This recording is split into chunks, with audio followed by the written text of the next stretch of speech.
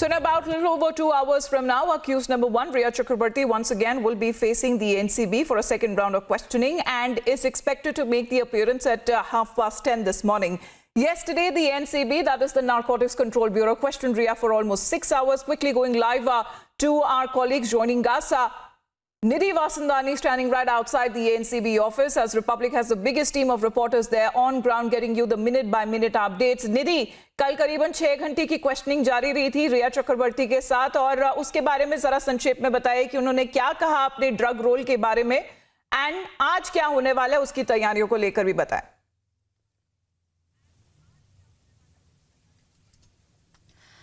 बिल्कुल अमिता, इस वक्त मैं रिया चक्रवर्ती के घर के बाहर हूं और बहुत तेज बारिश, हैवी रेनिंग हो रही है इस वक्त मुंबई में। और मैं आपको ये बता दूं कि आज रिया चक्रवर्ती की मुश्किलें बढ़ सकती हैं क्योंकि कल उन्होंने खुद कन्फेस किया इस बारे में कि शौविक चक्रवर्ती से वो ड्रग्स मंगवाती थी, अपने भाई से वो ड्रग्स मंगवाती थी। लेकिन यहाँ पर सबसे बड़ी बात यह है कि क्या आज भी एनसीबी की पूछताछ में, नार्कोटिक्स कंट्रोल ब्यूरो की पूछताछ में वो क्या कुछ बातें कहती हैं। 10 बजे का समय है जब एनसीबी में उन्हें सामने पूछताछ होगी। जब समीर वानखेड़े से कल हमने बात की जो इस पूरे ऑपरेशन को लीड कर रहे हैं, उन्होंने साफ तौर पर कहा कि इस मामले में कई ऐसी बातें हैं जो हमें पूछताछ करनी है। जो ड्रग कनेक्शन, ड्रग कार्टेल सामने आया है, जो शौविक चक्रवर्ती ने बोला है, क्रॉस एग्जामिनेशन होना है, जो शौविक ने बोला है, जो सैमुअल ने बोला है। और सबसे कल बड़ी बात यह है कि दीपेश सावंत के सामने रिया चक्रवर्ती का जो झूठ है वो पकड़ा गया क्योंकि पहले रिया चक्रवर्ती ये कह रही थी अपने वकील के जरिए, सतीश मानशिंदे के जरिए, कि वो ड्रग्स नहीं लेती हैं, उनका ब्लड टेस्ट करा लिया जाए। लेकिन कल दीपेश ने खुद कह दिया कि रिया के कहने पर ड्रग्स आते थे।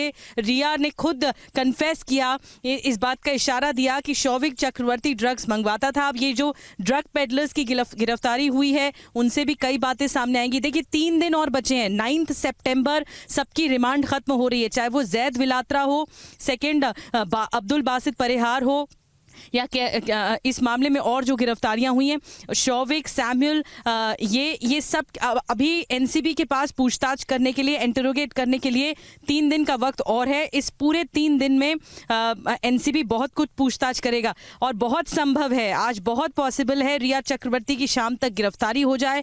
वो अरेस्ट हो सकती है इस केस में क्योंकि वो अपने बयान में सहयोग नहीं कर रही हैं ऐसे कि क्योंकि उनसे जो पूछा जा रहा है ड्रग्स केस के बारे में उसमें वो साफ तौर पर वो सच नहीं बता रही हैं। तो सच जानने के लिए नार्कोटिक्स कंट्रोल ब्यूरो की टीम ये पूरी कोशिश करेगी कि रिया चक्रवर्ती को कस्टडी में लेकर इंटरोगेशन किया जाए। अमिता, निधि, अगर हम आज की तैयारियों के बारे में भी बात करें तो क्या कॉन्फ्रंटेशन हो सकती है with the others who are involved in the case, क्योंकि आप जिस तरह से बता रही थी at least 5 arrest that has been made till now including brother of Rhea Chakraborty, Showik Chakraborty, Samuel Miranda, Dipesh Sawant and the other drug peddlers, तो उनके साथ क्या फेस टू फेस सामना हो सकता है?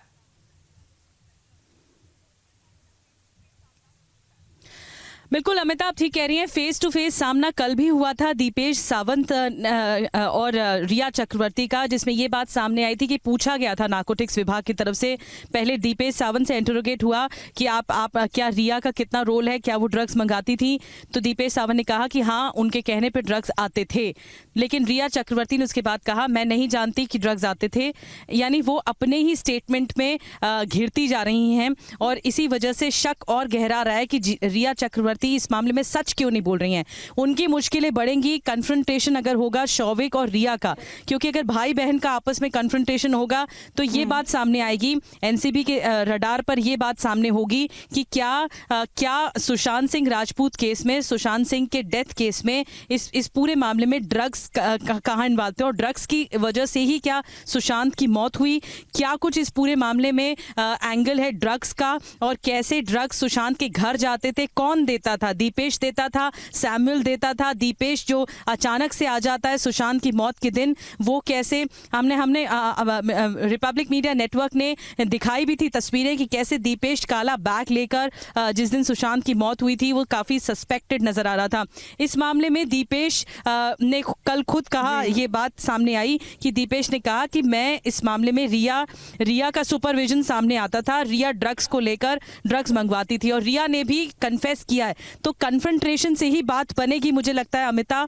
और जब तक कन्फ्रंटेशन नहीं होगा सैमुअल, रिया चक्रवर्ती, शौविक चक्रवर्ती, दीपेश सावंत का, तब तक जो असल बात है, जो ट्रुथ है, वो सामने नहीं आ पाएगा। तो ये कोशिश होगी नारकोटिक्स विभाग की कि कन्फ्रंट कराया जाए सबको एक साथ बिठाकर।